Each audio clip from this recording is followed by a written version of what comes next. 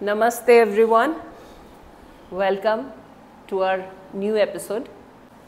वैसे तो मेरे ज़्यादातर episodes as you all know education career से रिलेटेड होते हैं, पर लाइफ में बहुत बार आप ऐसे लोगों से मिलते हैं जिन्हें देख के आपका मन श्रद्धा से भर जाता है और आप ये चाहते हैं कि इन लोगों को और भी लोग जाने और ये जाने कि जीवन बहुत खूबसूरत है। और जैसे हम लोग कहते हैं कि आजकल लोग बहुत ख़राब हैं, चारों तरफ का माहौल बहुत ख़राब है, ये वो लोग हैं जिनसे मिलके आपको अच्छाई में फिर से आपका विश्वास पैदा होता है और आपको ये लगता है कि दुनिया बहुत खूबसूरत है जब तक ऐसे अच्छे प्योर और सज्जन लोग इस दुनिया में हैं।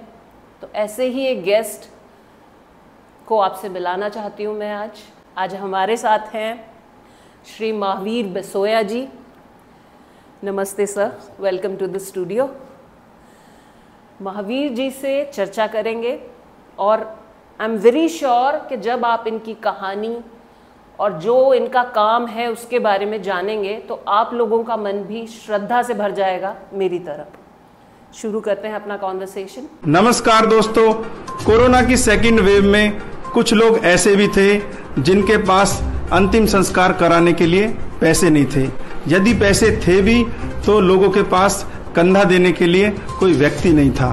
लेकिन ऐसे में दिल्ली के कालकागढ़ी गांव का एक व्यक्ति मसीहा बनकर सामने आता है। Thank you and a salute to Mahavir Basoya.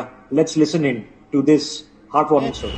Mahavir इनका नाम है और जैसा इनका नाम है वैसे ही इनके काम है। जो काम महावीर बसोया जी कर रहे हैं, दरअसल मैं बता दूं ये जो है ये गरीब लोगों को अपने पैसे से हॉस्पिटल में एडमिट करा रहे हैं और अंतिम संस्कार भी लोगों का अपने ही पैसे से करवा रहे हैं। ऐसे वक्त में ऐसे लोगों की बहुत जरूरत है। महावीर बसोया जी महावीर बसोया हमारे साथ जुड़े हैं, सामाजिक कार्यकर्ता है। As a sea of COVID bodies piled up at Delhi's crematorium grounds during the peak of the second wave, a real estate agent by profession, Mahavir Basoya took on the task to help families cremate their loved ones. What was considered a taboo by society, he took up as a service to the nation. He helped cremate over 20 COVID bodies in a single day. लोग अगर दाह संस्कार के लिए लेकर आ रहे हैं, ऐसे में यदि किसी को दाह संस्कार के लिए मदद चाहिए तो महावीर उनकी मदद कर रहे हैं, उनसे जानकारी लेंगे। क्रोध के बोझ को मन पे उठाए, काहे चलता है प्राणी, क्षमा जो शत्रु को भी कर दे वही मुक्त है, वही ज्ञानी।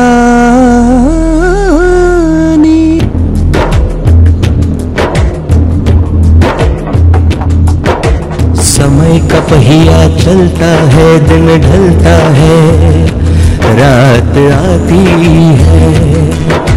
रात में जब एक छोटा सा नन्हा सा दीपक जलता है, उसकी जरा सी ज्योत सही पर दूर से उसको देख कोई बरसों का मुसाफिर गिरते गिरते संभलता है।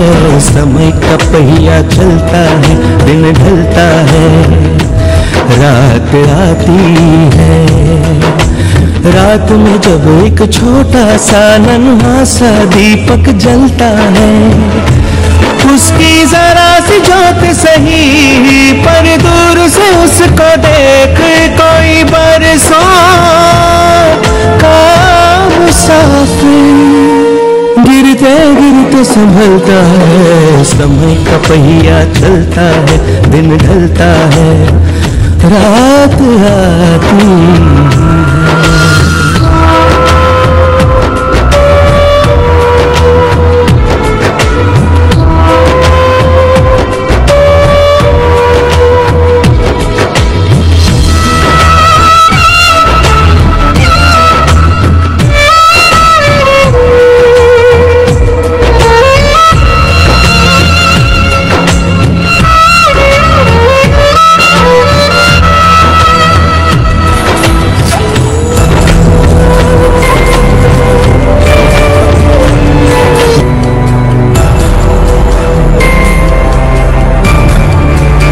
देखिए हमारे पास एक डेड बॉडी मिली थी 27 तारीख को, ये ओखला कंटेनर डिपो के पास। तो हमें पता चला था महावीर जी के बारे में, तो इनको हमने कॉल किया था, तो ये फिर आकर के इनको रिक्वेस्ट की कि भाई 2 महीने पुरानी बॉडी किस सिचुएशन में, किस स्थिति में होती है, आप कैसे इस चीज़ को फेस कर पाते हो? ये दोनों बॉडी बिल्कुल गली पड़ी है, और जो पुलिस वाले जब मेरे से बात कर रहे थे, तो मैं उनको फोटो देखा था मैंने, तो कीड़े पड़ चुके थे, और बिल्कुल बॉडी ऐसे बिल्कुल डैमेज हो चुकी है कि इनको पहचानना बहुत मुश्किल है। और बस क्या बोले इनको, ऐसी बॉडी की मतलब परिवार वाले भी एक बार को नहीं पहचान पाएंगे?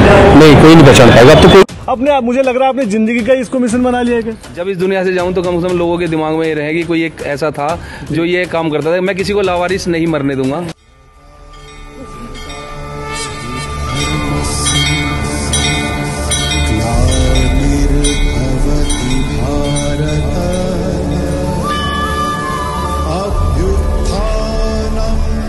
धर्मस्य तदात्मानं सृजाम्यहम्।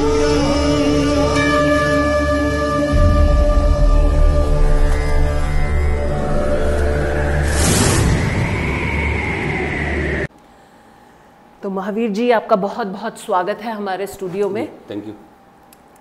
जैसे बेसिकली आपके बारे में जितना अभी तक मैंने जाना है या जिन लोगों से मैंने सुना है, आप एक समाज सेवक हैं।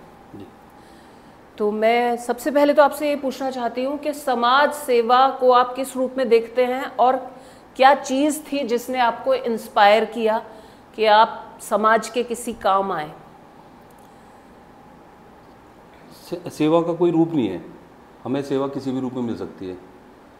कोई स्कूल में गरीब बच्चों की मदद कर रहा है, कोई भूखों को खाना खिला रहा है, किसी भी रूप में सेवा कर रहे हैं सब। तो मेरे को सेवा जो सबसे पहले मिली वो बेजुबान जानवरों की मिली। ऐसे शुरू हुआ आपका जी काम? ये कब की बात है? ये 96 के आसपास की बात है। 96 की 96, ओके। तो सड़कों पे बेजुबान जानवर जिन्हें हम सांड कहते हैं, सांड, गाय वगैरह जख्मी हालत में सड़कों पे घूमते रहते थे। जी जी। अब मेरे सामने जो सबसे पहला हादसा मैंने देखा कि एक नंदी बाबा जब सड़कों पे घूम रहे हैं, उनके पैर में जख्म हो रखे हैं, वो जहाँ जहाँ पैर रख रहे हैं वहाँ पे खून ही खून बह रहा था। तो जब हमने देखा उनको तो बड़ा दुख भी हुआ देख के। तो फिर उनकी सेवा कर, जब उनके की जख्म कैसे साफ़ करें, कैसे ठीक करें, तो इसके लिए हमें कोई नॉलेज नहीं, कुछ नहीं, पता नहीं कैसे करें। अब सांड तो भारी भरकम होता है, मार भी सकता है, खतरनाक भी होता है, डर भी लगा। जी जी। फिर हमने अपने परिवार में बड़ों से सलाह करी कि कैसे करें। वो आए, उन्होंने सांड को खुद पकड़ा, पहले पकड़ के जख्म वख्म साफ करे, फिर हमें बता दिया कि ऐसे ही ये करना है तुम, और एक पट्टी में जख्म ठीक नहीं होगा तो इसकी कई पट्टियाँ करनी पड़ेंगी तुम्हें। फिर उसके अगले दिन से फिर हमने खुद ही उनको पकड़ते थे, पकड़ने में टाइम लग जाता था, मारते भी थे। तो उसमें जख्मी हम भी हुए हैं काफ़ी बार। तो उसमें मैं अकेला नहीं रहता था, उसमें मेरे गढ़ी के, हमारे गांव के काफ़ी बच्चे मेरे साथ रहते थे। फिर हम उनकी जख्म वगैरह साफ़ करते थे, उनके कीड़े तक पड़ जाते थे पैर में। तो कई ऐसे जानवर हमें मिलते थे। फिर पहले एक से शुरुआत करी, फिर करते करते करते इतना हो गया कि फिर लोगों के फ़ोन भी आने लगे बाद में, जब उन लोगों को पता कि कोई ऐसे जख्मी जानवरों की सेवा कर रहा है, पहचान हो गई। हाँ, तो फिर हमने बहुत लोगों के संपर्क से जब पता जाते थे, तो मेरे पास गाड़ी में मैंने रस्से जो सांड को पकड़ने के लिए काम आते, दवाई वगैरह सारी वो रखी। तो फिर उनको जख्म वगैरह सारे साफ़ करते थे, जख्म ठीक हो गए हैं हमारे उससे। तो बस ऊपर वाले का शुक्र है कि वैसे मैंने डॉक्टरी तो करी नहीं, लेकिन ये है कि अच्छे मन से अच्छे उससे सेवा कर रहा था, तो जी। वो हुए हैं ठीक। मैंने देखा काफ़ी लोग करते हैं ऐसे बेजुबान जानवरों की सेवा, और एक ऑर्गेनाइजेशन भी है पेटा करके, तो वो ऑर्गेनाइज तरीके से भी काम करती है। आपने ऐसे ही आपका मन किया और आप चल दिए इस दिशा में, तो करते करते आपने बहुत कुछ सीखा भी होगा। आपने जैसे मुझे बताया कि एक की हड्डी आपने जोड़ दी ऐसे ही। वो हुआ क्या कि अब छोटा बछड़ा था, गाय का बच्चा, अब उसकी पैर टूट गया। अब हमें डॉक्टरी आती नहीं, तो ये है कि लेकिन डॉक्टर ने बड़ी हेल्प करी मेरी। जब इसके बारे में जब हमने लग गया कि हमें सेवा ही करनी है और जानवरों को जब जो भी जख्मी पड़े इनके लिए हमें करना है, तो मैंने काफ़ी डॉक्टरों से सलाह करी, जानवरों के डॉक्टरों से, तो वो बताते थे कि इंजेक्शन ये है, दवाई ये चलेगी, इस चीज़ में ये चलेगी। तो काफ़ी उससे हम करते रहे, तो उससे थोड़ी नॉलेज आ गई कि भी ये दवाई वगैरह ये लग जाएगी। और बछड़े के जब चोट लगी तो बछड़े के लिए पूछा कि भी कैसे करें। तो अब हमारे जैसे गांव के लोग हैं तो उन्होंने कह दिया यार ऐसे इसको पकड़ के खरपच्ची बांध के वो प्लास्टर कर दे ऐसे। पर मन को भी बड़ा पक्का करना पड़ता होगा ना, अब ऐसे पकड़ के आप जैसे कोई दर्द है आदमी तो ऐसे ही जानवर भी हाथ नहीं लगाने देता। बिल्कुल, उनको दर्द भी हो रहा था और उनका दर्द मैं महसूस भी कर रहा था। बिल्कुल। तो अब उनको जब हमने करा, अब 1 महीने तक उनको वहीं पे बैठा के उनको जो भी खाना घास वास जो भी लेके आते थे वो डालते थे, रोटी वगैरह। 1 महीने बाद जब खोला तो वो 10-15 दिन में वो पैर भी उसका जुड़ गया और ठीक होकर चलने लगे। तो ऐसे बहुत जानवर मिले जो जख्मी हालत में हमें मिलते थे। तो ऐसे धीरे धीरे एक पहचान बननी आपकी शुरू हुई। अब ज़्यादा बड़ी पहचान महावीर जी को जिस चीज़ से मिली वो है इनका कोरोना काल में इन्होंने लावारिस, और न सिर्फ लावारिस, उन लाशों का भी अंतिम संस्कार, दाह संस्कार किया जिनकी पूरी फैमिलीज वहाँ थी। तो उसके बारे में बताइए महावीर जी, कोरोना में जो ये शुरू किया आपने, ये क्या इंस्पिरेशन आई आपको कि मैं ऐसी लाशों का दाह संस्कार करूं? और पहली बात तो कोरोना जिस समय चल रहा था, एक इतना डर था लोगों के मन में, खुद की जान बचाने के लाले पड़े हुए थे। तो ऐसे टाइम में आपने इतना साहस कैसे दिखाया? ये 2021 की बात है जब कोरोना की दूसरी लहर आई थी जी। तो उस टाइम 20 अप्रैल को, मेरे को डेट आज तक भी याद है, वो कभी नहीं भूल सकता। 20 अप्रैल को हमारे रिलेटिव की किसी की डेथ हुई थी। अच्छा। तो मैं वहाँ गया था शमशान घाट पे, जब पता लगी मेरे को बुलाया, मैं गया जी। तो मैंने वहाँ देखा कि बॉडियाँ लाइन से रखी हैं, 20-25-30 बॉडियाँ रखी हैं लाइन से। और वहाँ पे जिसका नंबर आएगा, टोकन नंबर दे रखा था, जिसका नंबर आएगा वो अपने आप बॉडी को उठाओ, और वो भी बॉडी पूरी पैक थी। बॉडी को उठाओ, हर बॉडी के साथ एक अटेंडेंट था। हाँ, फैमिली थी, कुछ लोग, अच्छा। कुछ परिवार भी थे उस टाइम, मैंने जो देखा था जी। अब उसके बाद जिसका भी नंबर आएगा वो बता देंगे कि इसका नंबर आ रहा है। खुद जाके लकड़ियाँ तोलो, खुद जाके लकड़ियाँ रखो, फिर उसके बाद खुद जाके बॉडी उठा के वहाँ पे करो संस्कार। अब मैं वहाँ पे जब पहली बार जब मैं वहाँ पे मैं था, ये दिल्ली में हमारे यहाँ पहलादपुर है, तो ये सूरजकुंड के पास, ये तुगलकाबाद गांव के पास पहलादपुर गांव पड़ता है। तो वहाँ शमशान घाट की बात है ये, जब मैं वहाँ पे था। अब वहाँ पे मैंने अपने सब जगह बताया है ये, तो क्योंकि मैं जो कुछ हादसे हैं जो मैं भूल नहीं पाता। अब मैं वहाँ पे खड़ा था तो एक लेडी वहाँ पे खड़े होके जैसे खड़ी थी तो हाथ जोड़ रही थी। तो मैंने कहा सबको धन्यवाद कर रही है या नमस्ते कर रही है या सबको जानती है इस वजह से कर रही है। मैं थोड़ी देर में घूमता हुआ, जब हमारा टाइम नंबर आना था, इस वजह से हम घूम रहे थे जी जी। और वहाँ पे जब मैं उनके पास गया तो माता जी जब मैंने देखा तो वो वहाँ से 2 आदमी निकल के जा रहे थे, उनसे हाथ जोड़ के कह रही कि ये बॉडी मेरे हस्बैंड की बॉडी है, इसको उठा के वहाँ तक रखवा दो। फिर मैं उनके पास गया, मैंने कहा माता जी आप इतनी देर से सबके हाथ किस लिए जोड़ रहे थे? कह रहे कि बेटे मेरे जो है ना ये हस्बैंड की बॉडी है और हम दोनों माँ बेटी हैं, हम पे बॉडी उठेगी नहीं, तो हम उनसे रिक्वेस्ट कर रहे हैं कि वो उठा के रख दो।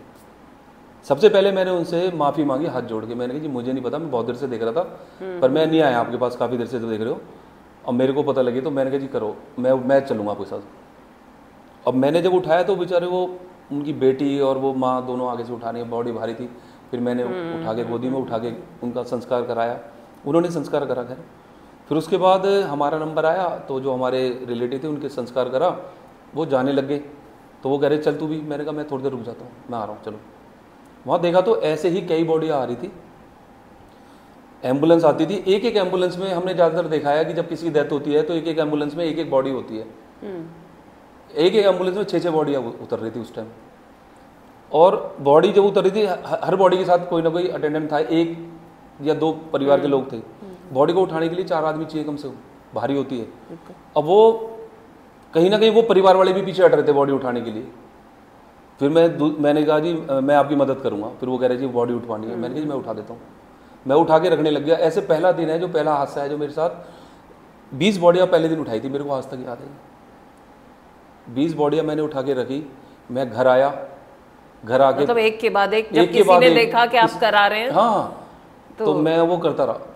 घर रात को आया, रात को पूरी रात नींद नहीं आई।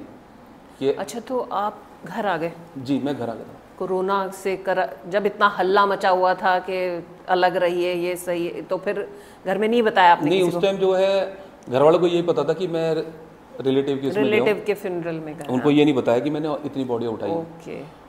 फिर जब मैं अगले दिन सवेरे जब मेरे को रात को नींद नहीं आई, तो मैं अगले दिन सवेरे कि यार ऐसे कल मैं वहाँ शमशान घाट गया था और बड़ा बुरा हाल था, तो एक बार जाके देखता हूँ क्या है आज वहाँ। मैंने अगले दिन गाड़ी उठाई, मैं सीधा वहीं शमशान घाट पहुँच गया। वहाँ जाके देखा तो जो पहले दिन का मंजर था वही सेम, वही ऐसी।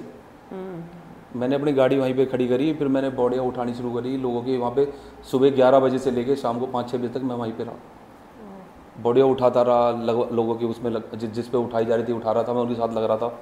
तो पहले दिन फिर मैंने उसी टाइम फिर रात को जब मैंने कहा घर नहीं जाऊँगा जी, मैंने कहा इतनी करोड़ों की बॉडी उठाई है कि यहीं मेरी वजह से मेरे घर में परिवार में किसी को कुछ ना हो जाए। फिर मैं दोस्त के फ्लैट पे रहा था, मैं घर नहीं गया। फिर मैं तो ये तो रोंगटे खड़े होते हैं सुन के आपकी ये कहानी।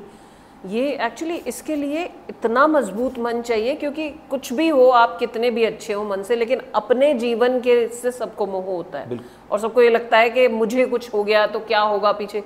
पर ये आपके साहस को सच में प्रणाम। मैं ये पूछना चाहूँगी महावीर जी आपसे, ये बहुत कहते हैं ना सत्य का सामना कराने वाला समय था। वैसे तो सभी लोगों ने उस समय ऐसा एक्सपीरियंस किया जो शायद हम जीवन में फिर कभी नहीं करेंगे, पर आपने जब मृत्यु को उस समय में इतने करीब से देखा तो आपने ये सब भी देखा होगा कि जो फैमिलीज थी, घर वालों का कैसा एटीट्यूड था उस समय, मतलब लोग कितना स्वार्थ की पराकाष्ठा शायद आपने उस समय देखी होगी कि घर वाले भी जब पास नहीं आ रहे होंगे दाह संस्कार के लिए। तो ऐसे कुछ आपके एक्सपीरियंसेस हों तो वो बताइए प्लीज। 24 घंटे का समय है आपके पास? क्योंकि जितने लोगों का संस्कार मैंने करा है, जितने लोगों की बॉडी मैंने उठाई है, तो मैं कम समय में इतने हादसे हुए हैं जो मैं भूल नहीं पाता। सच बात। तो नहीं बता पाऊंगा इतने समय। तो ये है कि उनमें से मैं कुछ बता सकता हूँ। एक हादसा मेरे सामने हुआ कि मेरे पास फ़ोन आया पॉश कॉलोनी से कि मेरी वाइफ की डेथ हो गई है। मैं वहाँ पहुँचा, मैंने उनसे पूछा तो वो बहुत बड़े IRS ऑफिसर थे। उन्होंने जब मेरे को बुलाया तो मैंने उन्हें फ़ोन करा कि मैं आपके घर के नीचे आ गया हूँ। उन्होंने लोकेशन वगैरह भेजी, मैं उनके घर के नीचे पहुँचा। तो उन्होंने जब मेरे को देखा तो उन्होंने कहा करा जी आप जो सामने से आ रहे हैं आप यही है नीचे जो है? मैंने कहा जी। कह रहा आपने तो PP किट वगैरह कुछ प्रोटेक्शन नहीं ले रखी। मैंने कहा जी मैंने मास्क लगा रखा है। फिर कह रहे जी आप नहीं ऐसे। मैंने कहा जी घर में बैठे बैठे लोग मर रहे हैं तो कुछ करके मर जाने दो। जब मैं ऊपर पहुंचा तो उन्होंने बड़ी मुश्किल से खैर दरवाज़ा नहीं खोल रहे थे, वो भी डर रहे थे मेरे लिए। जब मैं घर उन पे पहुंचा तो वहाँ पे देखा तो माता जी जो जिनकी डेथ हो गई थी वो कमरे में लेटी हुई थी, बिल्कुल ऐसा लग रहा सो रही हैं। अब वो उनके हस्बैंड को उनको भी कोरोना हो रखा था। अब वो बीमार थे क्योंकि वो चल नहीं पा रहे थे, स्टिक ले रखी थी कि उनको चलने में भी दिक्कत आ रही थी। फिर वो मैंने कहा जी आपकी कोई ऐसा कोई है नहीं जो आपकी मदद करे या कोई आप नहीं आए? कह रहा कि मैंने इतने यार दोस्त हैं मेरे, इतने बड़ा परिवार है हमारा, मैं सबको फ़ोन कर रहा हूँ और सब ये कह रहे हैं कि जी आप पुलिस को बुला लो या कोई ऐसे कोई ले जाए बॉडी। कह रहे सब मेरे सब जानकार है, वो सब सामने देखो पार्क के उधर खड़े हैं, सब हाथ जोड़ के खड़े हैं, भाई मेरे को मत करो, मेरे को मदद की जरूरत है, मेरे पास आओ। ये लावारिस नहीं है जिसकी बॉडी में पुलिस वालों को ऐसे हैंड ओवर कर दूंगा, ये लावारिस नहीं है। ये कह रहा मैं सुबह से ही रिक्वेस्ट कर रहा हूँ कि कोई मेरी मदद कर दो। ये कह रहा कुछ नहीं आया। मैंने कहा जी और कोई? कह रहा मैंने सिर्फ पैसे कमाए, गवर्नमेंट जॉब में था और मैंने अपने उस पर करता रहा, लेकिन मुझे नहीं पता ये पैसे किसी काम नहीं आएंगे। फिर मैंने कहा, मैंने उनको जब देख के वो रो रहे थे तो फिर मैंने कहा जी मैं इनकी बॉडी मैं ले आता हूँ। फिर मैं उनका संस्कार करा मैंने। तो उनकी बेटी कनाडा में बाहर थी तो उन्होंने वीडियो कॉल करके, मैंने उन्हें वीडियो कॉल करा और उनका संस्कार वगैरह करके दिखाया। तो बड़े कहीं ना कहीं वो बहुत ज़्यादा डिस्टर्ब देखे बेचारे वो कि एक इतना बड़ा परिवार और जिसकी वाइफ जो लावारिस की तरह जा रही है। एक हादसा ईस्ट ऑफ कैलाश की बात है हमारे वहीं की। तो ईस्ट ऑफ कैलाश, अच्छा। एक 4th फ्लोर पे एक हस्बैंड वाइफ रहते हैं। ओके। हस्बैंड की डेथ हो जाती है शाम को 3 बजे। 3 बजे डेथ होगी तो वो अपने रिलेटिव को, परिवार वालों को, अपने पड़ोसियों को कह रही है कि भाई इनकी बॉडी को संस्कार करने के लिए ले करवाओ। अभी आ रहे हैं, अभी कर रहे हैं, एम्बुलेंस आ जाएगी, ये करेंगे, वो करेंगे, करते करते उन्होंने 8 बजा दिए। 8 बज गए, रात का टाइम हो गया जी, अब संस्कार हो नहीं सकता। पूरी रात वो लेडी अपने हस्बैंड की बॉडी के पास बैठी रही है, कोई रिलेटिव नहीं आया। अगले दिन सवेरे मेरे पास फ़ोन आता है कि ऐसे डेथ हुई है। मैं वहाँ गया हूँ, तो वो जब मैंने दरवाज़ा खोला तो माता जी सोफा सेट पे बैठी हुई थी, उनके हस्बैंड बेड पे पड़े हुए थे, कोई उठाने वाला नहीं। जब भी आस पड़ोसी वालों को मैंने दरवाजों में लात मारी, मैंने यार इतना तो मत करो, ये तुम्हारे साथ इतने सालों से रह रहे हैं, कम से कम इनका संस्कार तो कर देते। फिर जब उठाने की बारी आई तो तब भी कहीं ना कहीं वो कोई नहीं आ रहा था। फिर 4थी मंजिल से मैं बॉडी को उठा के लेके आया हूँ। तो आप अकेले उठा के मैंने कंधे पे रख लिया, क्योंकि बॉडी भारी थी, मेरे पे नहीं उठ रही थी, तो फिर मैंने कंधे पे डाला, कैसे ना कैसे करके मैं लेके आया।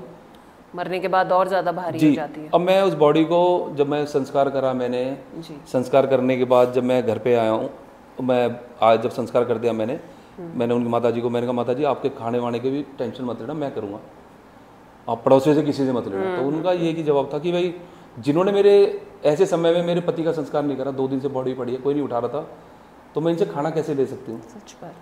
फिर उन्होंने यही मेरे से एक रिक्वेस्ट करी कि बेटे मैं एक रिक्वेस्ट करूँ, कल को मेरे को कुछ हो जाए तो मेरा संस्कार आप ही करोगे। और भगवान को शायद यही मंजूर था, वो माता जी भी 1 महीने बाद गुजर गई। फिर उन माता जी का भी संस्कार मैंने करा। ये कहीं ना कहीं मुझे लगता है ईश्वरीय इच्छा या भगवान ने शायद अपनी तरफ से आपको ये आदेश दिया है, या आप पे कृपा समझूंगी मैं तो, कि जो सबसे ज़रूरी चीज़ है जीवन यात्रा तो एक प्रक्रिया है, लेकिन मृत्यु सबसे बड़ा सत्य है। उस सत्य में आप खड़े हैं उन लोगों के साथ। अच्छा, आप अभी हम बात कर रहे थे, आप एक फैमिली के बारे में बता रहे थे कि उन्होंने कहा हम 2 दिन में आएंगे, 4 दिन में, और अल्टीमेटली वो आए नहीं। ये कोरोना खत्म होने की बात है तो। अच्छा, 2025 चल रहा है। अच्छा, कोरोना नहीं, वो कोरोना का पेशेंट नहीं था? नहीं, वो कोरोना का पेशेंट नहीं था। ओके। ये अभी 2023 के लास्ट की बात है। एक माता जी जो वसंत कुंज में रहती है, अच्छी फैमिली से है, उनके बच्चे। मैं आपको बीच में इंटरप्ट करूंगी। ये जो सारे वाक्य आप बता रहे हैं, ज़्यादातर ये, चलिए कोरोना की तो छोड़ दीजिए, लेकिन वैसे जो थोड़ी इनह्यूमैनिटी, ये सारे वो लोग थे जिनके पास पैसे की कमी नहीं थी? पैसे की कमी नहीं थी। अच्छा, तो वो बसंत कुंज से थी माता जी? वसंत कुंज से थी। अब उनका जो है बच्चे शिफ्ट हो गए बाहर चले गए, लंदन। माता जी को वृद्धाश्रम में कि वहाँ देखभाल हो जाएगी। माता जी बीमार हो गई, कुछ टाइम बाद ट्रोमा में एडमिट कराया गया, ट्रोमा में उनकी डेथ हो गई। पुलिस वाले आए, पुलिस वालों ने फ़ोन करके पूछा भी कौन आएगा। उनके बच्चों को फ़ोन कर रहे हैं, बच्चों ने कि भाई हमें आने में टाइम लग जाएगा, आज आ रहे हैं, कल आ रहे हैं। मैंने उनसे बात करी, तो 1 बार बात कर रहा हूँ, 2 बार बात कर रहा हूँ, तो कहीं ना कहीं वो मेरे से दुखी हो गए, चिढ़ के मारे मेरे से कह रहे यार तू बार फ़ोन कर रहा है, अपना अकाउंट नंबर बता, पैसे भेज रहे हैं, और इन माता जी को तू कर ले जब तेरे को ज़्यादा दिक्कत आ रही तो। अच्छा। फिर मैंने कहा भाई ठीक है, अपने पैसे अपने पास रखो, तुम्हारे पास बहुत पैसे हैं, तुम्हारे काम आएंगे, रख लो, जैसा तुम कर रहे हो तुम्हारे बच्चे भी तुम्हारे साथ ऐसे ही करेंगे, याद रखना। फिर उन माता जी का संस्कार मैंने करा अपने हाथ से। तो ये पैसे वाले थे कहीं ना कहीं। एक ऐसे ही एक पैसे वाली फैमिली की मैं बता रहा हूँ। मेरे पास एक माता जी का फ़ोन आता है, कोविड के टाइम की बात है। कोविड अपना कोरोना पूरा अपने प्रकोप में था, पूरा चरम पे था। मेरे को एक फ़ोन आता है माता जी का कि ऐसे से आप महावीर जी बोल रहे हैं? मैंने कहा जी। कह रहे हमारे ड्राइवर ने आपका नंबर दिया है और मेरे हस्बैंड की डेथ हो गई है। मैंने कहा जी आप अपना एड्रेस और लोकेशन भेजो, मैं आ रहा हूँ। उन्होंने अपनी लोकेशन वगैरह भेजी, एड्रेस भेजा, मैं पहुँचा। तो माता जी ने जब मैंने देखा तो मैंने कहा माता जी आपके कोई है नहीं? उन्होंने कहा मेरे 2 बेटे हैं, एक दोनों के दोनों ऑफिसर हैं, और एक नोएडा रहता है और एक द्वारका रहता है, और मेरी बेटी ये थोड़ी हैंडीकैप है। और ये माता जी कहाँ रहती थी? ये माता जी पंचशील इनक्लेव, मतलब दिल्ली की ही बात है ये? अच्छा। माता जी को जो मैंने कहा माता जी आप अपने बेटे को फ़ोन करो। कह रही मैं कल से फ़ोन कर रही हूँ। मैंने कहा मेरे अब करो। उन्होंने माता जी ने फ़ोन करा कि जो नोएडा, कहीं मुझे एड्रेस नहीं पता कहाँ का है। उन्होंने फ़ोन करा तो उनकी बहू फ़ोन उठा रही है, नहीं वो उन्होंने कहा कि जो उनकी खुद उठाया उनके बेटे ने कि ऐसे ऐसे जो है मम्मी यहाँ पे तो सारा बंद पड़ा है, लॉकडाउन कर रखा है हमारे यहाँ, तो आप करवाओ, यहाँ सोसाइटी से बाहर नहीं निकल सकते, ये दिक्कत है वो दिक्कत है, तो आप करो, कैसे ना कैसे करके करना पड़ेगा क्योंकि यहाँ से निकल नहीं पा रहे हम। फिर माताजी ने अपने दूसरे बेटे को फ़ोन करा, तो उनकी बहू फ़ोन उठाती है, वाइफ फ़ोन उठाती है, वाइफ फ़ोन करके कहती है कि मम्मी ये तो जब से पापा की पता लगी है तो हर थोड़ी देर में बेहोश हो रहे हैं बार बार। तो उन्होंने कहा बेटे जब ये होश में आ जाए ना तो इससे बोल दो ना पिताजी का संस्कार करना है, आ रहा है नहीं आ रहा। कह रहे माताजी मम्मी जब ये होश में आएंगे तब करूँगी, तो आप देख लो ना, आप ज़्यादा वेट मत करो, बॉडी ज़्यादा देर रख नहीं सकते घर में। तो वो मेरे से कहने लगे बेटे ये बात है, ऐसे ऐसे देख लो ये कर रहे हैं। मैंने कहा जी मैं ले जाऊँगा इनकी बॉडी। तो मैं जब उनकी बॉडी लेके गया फिर मैंने उनका संस्कार करा अपने यहाँ से। तो कहीं ना कहीं ऐसे फैमिली भी है कि ये नहीं है कि माँ नहीं है, वो पिताजी नहीं है, बच्चे नहीं है, भाई नहीं है। मैंने कोरोना के टाइम पे मैंने देखा कि परिवार को बिखरते हुए देखा है। लोगों ने पैसे कमाए, पैसे के पैसे धरे रह गए, रिश्ते टूटते देखे हैं, भाई भाई का नहीं है, बाप को हाथ नहीं लगा रहे, माँ को हाथ नहीं लगा रहे, बहन को छोड़ दिया। तो ये किस बात की हम कह देते कि हम बहुत पढ़ी लिखी फैमिली है, कड़वी सच्चाई उस समय अब हम कह देते हैं कि बहुत पढ़ी लिखी फैमिली है, सब अलग है, ये हो गए सोसाइटी में रहे, फलानी जगह रह रहे हैं, वैसे कर रहे हैं। तो इतना पढ़ा लिखा होना भी और इतना पैसा भी किस काम का जब हम अपने परिवार के काम नहीं आ रहे। सही बात है। ये कोरोना चलिए हम कहते हैं भयावह था, जो भी था, अभी आपने बताया बिना कोरोना के भी एक किसी बच्चों का भी करते हैं आप मैं ऐसा ना जो अब मैं जैसे कोरोना ख़त्म हुआ है तो कोरोना के टाइम पे अब बाद में अब मेरे पास फ़ोन आते हैं हॉस्पिटलों से, मेडिकल है सब जगह आसपास के हॉस्पिटलों से, या कहीं ना कहीं पुलिस वाले मेरे को फ़ोन करते हैं कि हमारे पास लावारिस बॉडी है। लावारिस, अब आप लावारिस, अब मैं लावारिस, अब ये कोरोना ख़त्म हो गया, डेड बॉडीज, तो मैं अब ये मैंने सेवा भी नहीं छोड़ रखी मैंने, तो कोरोना तो ख़त्म हो गया। कोरोना के बाद से मैंने ये लावारिस बॉडियों का संस्कार करता हूँ। तो लावारिस बॉडियाँ मैं हॉस्पिटलों से लेता हूँ, उनके बाकायदा पोस्टमार्टम वगैरह करवा के पुलिस वाले सारी फॉर्मेलिटी करके पुलिस वाले मेरे साथ रहते हैं। अच्छा महावीर जी, ये जो लावारिस लाशें हैं इनका इलेक्ट्रोक्यूशन नहीं होता? जैसे होता है फिर वो मैं जब उनका रीति रिवाज से संस्कार कर सकता हूँ। इलेक्ट्रिक पे मैंने जब वो कर रहे हैं वहाँ तो लावारिस की तरह ही हो गया। जब मैंने ये सोच के जा रहा हूँ कि मुझे सेवा करनी है और बड़े दिल से करूँगा तो मैं इनका पूरे रीति रिवाज से करूँगा। ये आपने मिशन बना लिया अपना जी। तो ये है कि जो अब मैं जैसे कर रहा हूँ वहाँ से लावारिस बॉडी लेता हूँ, एक बॉडी के साथ दो पुलिस वाले, पूरे हिंदू रीति रिवाज से फिर आप पूरे हिंदू रीति रिवाज से उनका संस्कार करता हूँ।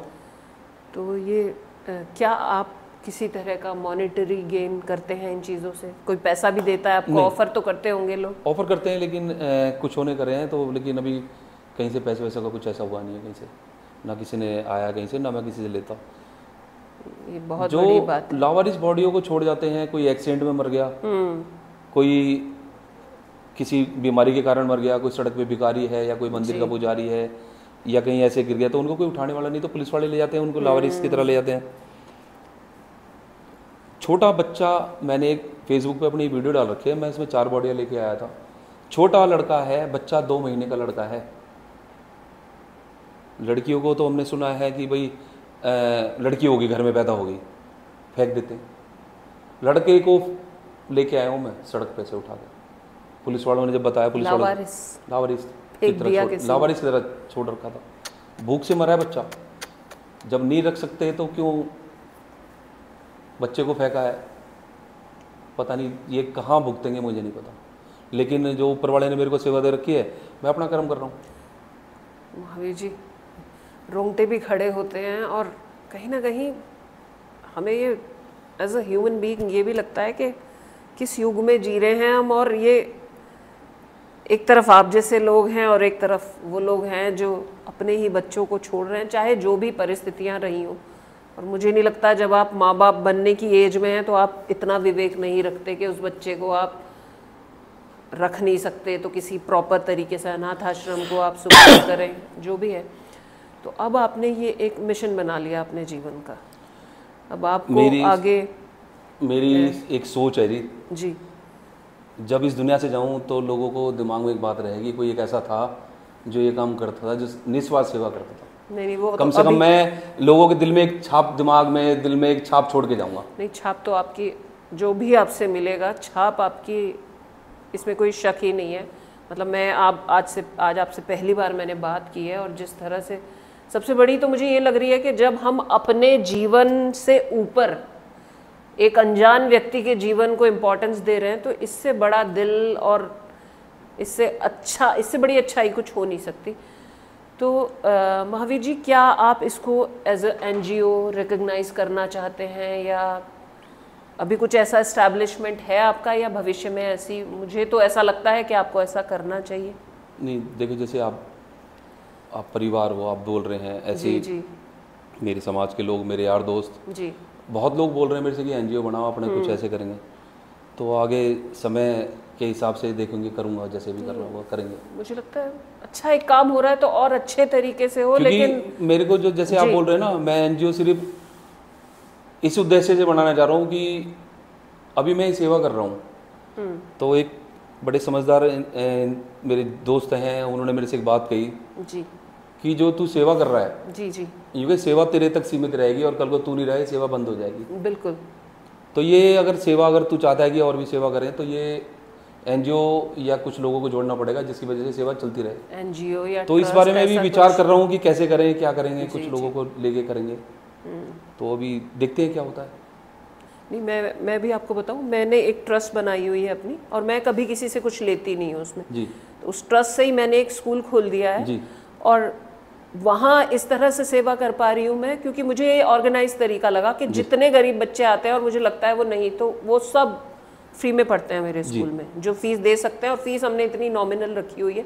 तो इस तरह से इसको और ऑर्गेनाइज तरीके से करें आप, तो और ज़्यादा बेहतर हो पाएगा। जी बिल्कुल करूँगा। अगर आगे अपने बड़ों से और आपस में बैठ के, यार दोस्तों से बैठ के सलाह करेंगे कि क्या करा जाए।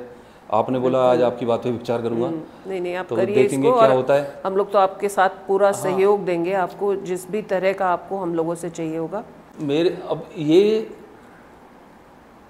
लोग जब कोरोना था ना, तो कोरोना मेरे से कहते हैं यार कोरोना था, इस वजह से वो अपने परिवार को, पिताजी को, माँ को हाथ नहीं लगा रहे। मैंने कहा ठीक है, उस टाइम कोरोना था, सबके मन में डर था। अब तो कोरोना खत्म हो गया, अब तो हाथ लगा सकते हैं। तो अभी लोग बाग उठाने को तैयार नहीं है। अभी आप अभी मैंने वीडियो डाली है, तो उसमें आप भी देखेंगे कि मैं अकेला बॉडी अभी उठा रहा हूँ मैं, कोई मेरे साथ भी उठाने वाला नहीं है।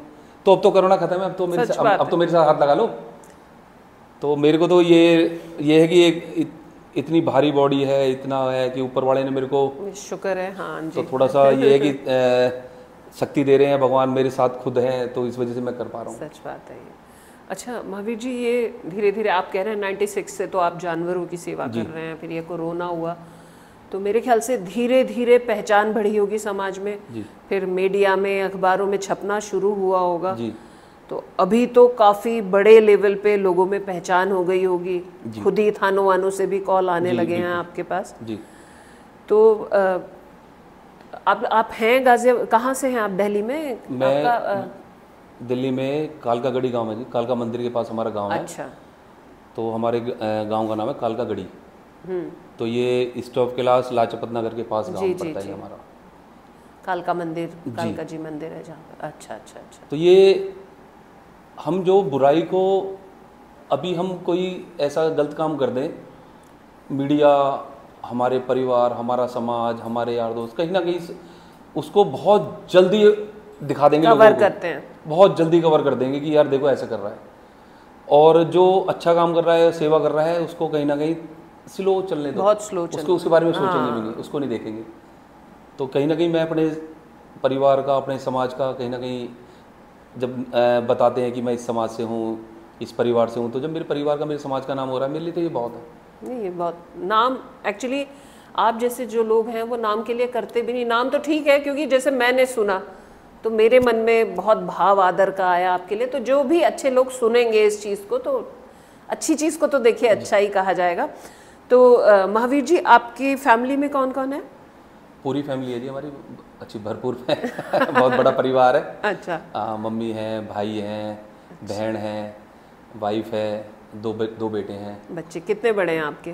बड़ा वाला बेटा 23 साल का है, छोटा वाले ने अभी 12th पास करी है। अच्छा अच्छा, पढ़ रहे हैं बच्चे? दोनों पढ़ रहे हैं अभी। हाँ, तो मैं ये पूछना चाहती हूँ आपसे, बच्चों के लिए आप क्या भविष्य में अपने जो दोनों बेटे हैं, आप क्या चाहेंगे कि वो आपकी ही लाइन पे चले, या आपको ये अनुभव हुआ है कि ये चीज़ में आउटकम नहीं है बहुत ज़्यादा, तो बच्चे चले या ना चले इस लाइन पे? नहीं, मैं तो ये कह रहा हूँ कि अगर मैंने अब जैसे शुरू में ये बोला था कि सेवा का कोई रूप नहीं है जी। अगर वो पढ़ लेते हैं, पढ़ के अपने अच्छी जॉब पे लग जाते हैं, वो किसी भी रूप में कोई सेवा करें, वहाँ भी कर सकते हैं, वो किसी भी वहाँ भी कर सकते हैं। अगर उनको लग रहा है कि मैं ऐसे ये मदद कर सकता हूँ, लावारिसों की मदद कर सकता हूँ, ज़रूरतमंदों की मदद कर सकता हूँ, तो वो करें। मैं तो यही कहूँगी बच्चों से भी कि वो देख के ये मदद जरूर करें किसी की। अपना सामाजिक भागीदारी अपनी ज़रूर निभाएं। बिल्कुल। अब इसमें जितनी अब मैंने सेवा करी है, दुआ और बद्दुआ दोनों साथ चलती है। मैंने बिल्कुल सामने देखा है कि दुआ कितनी काम आई है। बीच में एक हादसा हुआ था मेरे साथ, हमारे जानकार हैं, परिवार ही है मेरा, तो मैं उनकी कहीं बॉडी, जब उनकी डेथ हुई माता जी की, तो हमारी माता जी हैं वो भी, मैं उनकी जब बॉडी उतार रहा था तो मेरे को करंट लग गया था। जब करंट लगा तो करंट इतना ज़बरदस्त था कि मैं किस तरह से संभाल पाया, बहुत मेरी चीख भी निकली। मैं किस तरह से संभल के जब बॉडी के साथ मैं एम्बुलेंस में बैठ गया, मैं एम्बुलेंस में गिर गया। कालका जी शमशान घाट पहुँचे तो मैं वहाँ बेहोश हो गया।